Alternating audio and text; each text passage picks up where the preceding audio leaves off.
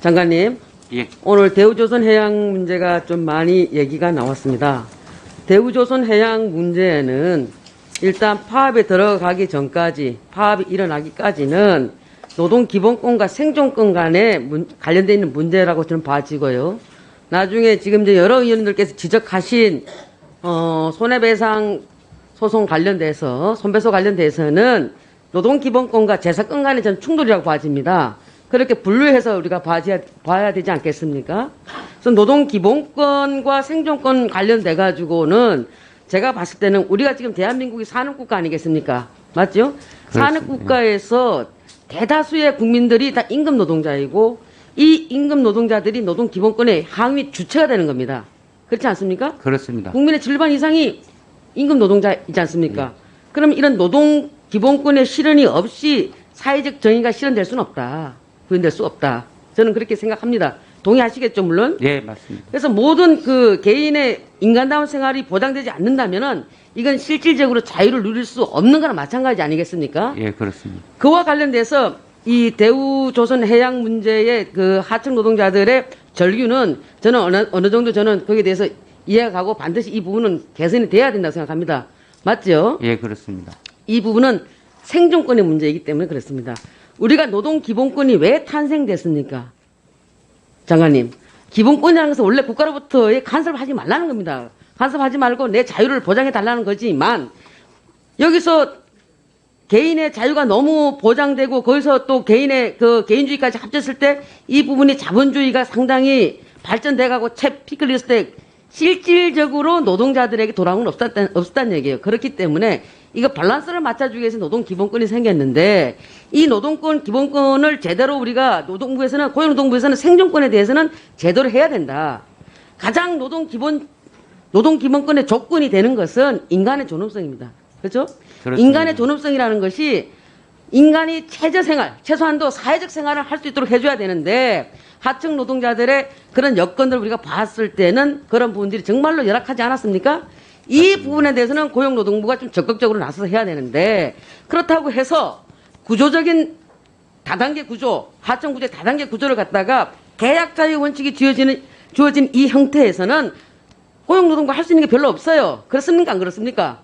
그렇습니다. 그렇죠. 예. 그러니까 사회적 대타협 기구를 경산호를 활용해서 하든 아니면 사회적 대타협 기구를 만들어서 범부처 간에 나와서 해야 된다는 게 본의원의 대정부 질문의 요지였고 그렇다는 말입니다. 여기 대해서 어떻게 생각하세요? 예, 공감합니다. 여기서 구조조정 여기가 우리 지금 한노위에서 기본적으로 하청, 또 하청, 제3하청, 아까 누가 말씀하셨는데 이기훈 장관이 1차에서 끝내고 2차, 3차 하지 말도록 했다 하지만은 엄연히 개혁 자유 원칙이 존재하는 대한민국에서 이거는 막을 수 있는 법이 없어요. 다만 법으로 우리가 도급 금지 제한이라든가 이렇게 파견법에서 또 금지해 놓은 거라든가 이런 부분 말고는 할 수가 없는데 이것 또한 사회적 타협이 있어져야만 이런 부분이 될 수 있다는 거죠. 예, 그렇습니다. 그래서 이런 부분들은 지금 고용노동부에서 여기서 우리가 왈가왈부할 수 있는 게 아니고 국무위원 때 말씀 빨리 드려서 국무총리도 본위원의 생각에 동의한다고 했습니다. 아시죠? 예. 그래서 이런 부분들을 전체적으로 올려놓고 얘기할 수 있도록 장관께서는 빨리 서둘러셔야 된다. 5인 미만도 마찬가지고 하청 노동자들의 다단계 구조적인 문제도 그렇고 고용노동부에서 할 수 있는 게 아니에요. 자체적으로. 그래서 빨리 사회적 대타협을 만들 수 있도록 해주시고 그다음 손배소 관련돼서 노란봉투법이라고 일명 그러는데 손배소 관련돼서는 한번 봅시다. 장관님. 우리가 국민의 그 재산권도 보장해야 되는 기본권 중에 기본권이죠. 예, 그렇습니다. 그러면 국민의 모든 재산권은 보장되어야 하는데 여기는 기업인들도 마찬가지고 안 그렇습니까? 예, 그렇습니다. 이랬을 때 그러면 우리 노동자들이 어떤 그 정당한 파업 행위로 인해서 어떤 그런 손해가 생겼을 때는 이거는 면책 사유가 되는 겁니다. 분명히 맞죠? 예, 그렇습니다. 그러나 불법 파업일 경우에는 되지가 않습니다. 맞지 않습니까? 예, 그렇습니다. 그러나 아직 대우조선해양 문제는 이게 불법 파업인지 아닌지에 대해서는 아직은 정당성에 대해서는 아직 나오지가 않았어요. 다만 행위 자체가 형사법상 불법 행위라는 거죠. 그렇습니다. 그래서 이와 관련돼서 법과 원칙을 준수해라.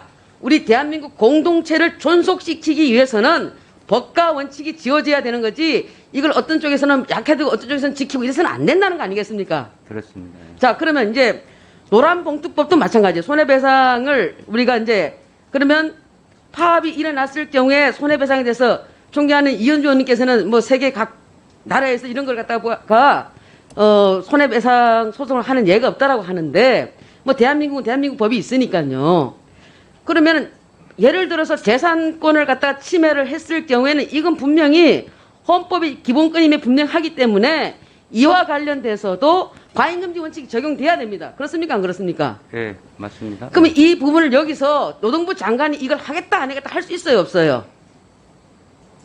제가 그 말씀드리는 것은 어떤 방식으로든지 해결책을 모색해야 된다는 취지로 말씀을 드린 거죠. 예. 해결책을 모색하자면 노동부 장관이 할 수 있는 부분이 아닙니다. 그죠?